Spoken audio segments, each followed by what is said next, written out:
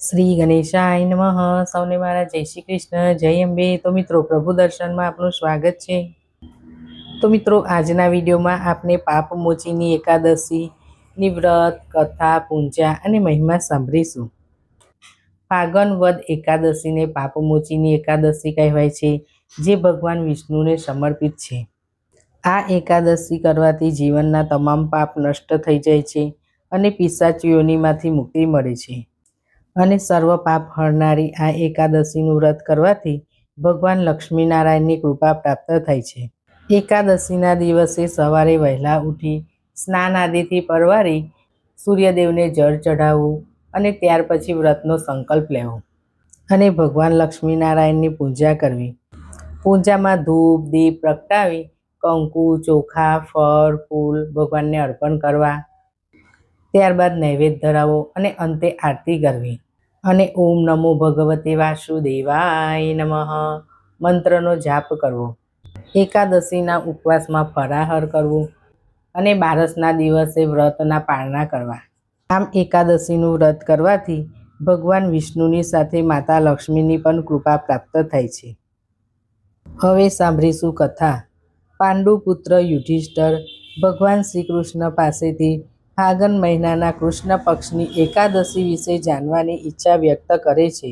ત્યારે ભગવાન શ્રી કૃષ્ણ કહે છે, હે રાજન, હું તમને આ વિશે એક પાપનાશક કથા કહું છું, જે ચક્રવર્તી નરેશ મધાતાના પૂછવાથી મહર્ષિ લોમેશે કહ્યું હતું. મધાતાએ પૂછ્યું, હે ભગવાન, હું લોકોના હિતની ઈચ્છા એ સાંભળવા ઈચ્છું છું કે ફાગણ માસના કૃષ્ણ પક્ષમાં કઈ એકાદશી આવે છે, એની વિધિ શું છે અને એના વ્રતથી શું ફળ પ્રાપ્ત થાય છે. કૃપા કરીને આ બધું મને કહો. ત્યારે લોમેશજીએ કહ્યું, નરેશોમાં શ્રેષ્ઠ હે રાજન, પૂર્વકાળની વાત છે. અપ્સરાઓ દ્વારા સેવિત ચૈત્રરથ નામના વનમાં કે જ્યાં ગંધર્વોની કન્યાઓ પોતાના કિક્કરો સાથે વાઘા વગાડીને વિહાર કરે છે, ત્યાં મંજુ ઘોષા નામની અપ્સરા મુનિવર મેઘાવીને મોહિત કરવા માટે ગઈ. મહર્ષિ ચૈત્રરથ વનમાં રહીને બ્રહ્મચર્યનું પાલન કરતા હતા. મંજુ ઘોષા મુનિના ભયથી આશ્રમથી એક કોસ દૂર રોકાઈ ગઈ અને સુંદર રીતે વીણા વગાડતી વગાડતી મધુર ગીતો ગાવા લાગી. મુનિશ્રી મેઘાવી ફરતા ફરતા ત્યાં જઈ પહોંચ્યા અને એ સુંદર અપ્સરાને આ રીતે ગાતી જોઈને અકારણ જ મોહને વશીભૂત થઈ ગયા. મુનિની આવી અવસ્થા જોઈને મંજુ ઘોષા એમની પાસે આવી અને વીણા નીચે મૂકીને મુનિને આલિંગન કરવા લાગી. મેઘાવી પણ એની સાથે રમણ કરવા લાગ્યા. દિવસ રાતનું પણ એમને ભાન ન રહ્યું. આ રીતે ઘણા દિવસો પસાર થઈ ગયા. સમય થતાં મંજુ ઘોષા દેવલોકમાં જવા લાગી.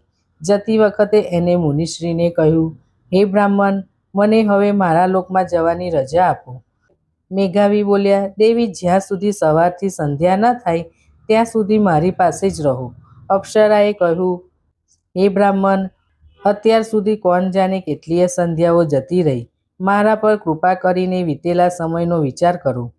લોમેશજી કહે છે કે, હે રાજન, અપ્સરાની આ વાત સાંભળીને મેઘાવી ચકિત થઈ ગયા.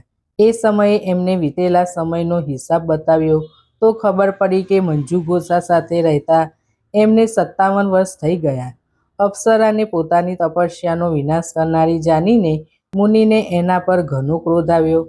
એમને અપ્સરાને શ્રાપ આપતા કહ્યું, હે પાપીની, તું પિશાચીની બની જા. મુનિના શ્રાપથી વિચલિત થવા છતાં અપ્સરા વિનયથી મસ્તક નમાવીને બોલી, હે મુનિવર, મારા શ્રાપનો ઉદ્ધાર કરો.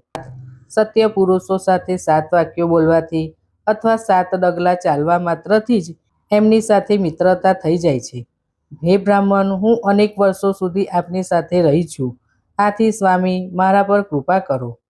મુનિ બોલ્યા, હે ભદ્રે, શું કરું? તે મારી વર્ષોની તપસ્યાનો નાશ કરી દીધો છે. છતાં પણ સાંભળ, ફાગણ માસના કૃષ્ણ પક્ષમાં જે શુભ એકાદશી આવે છે એનું નામ છે પાપમોચીની. એ શ્રાપથી મુક્ત કરનારી અને બધા પાપનો ક્ષય કરનારી છે.